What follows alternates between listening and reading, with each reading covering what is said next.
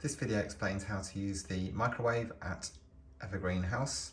This is an 800 watt microwave.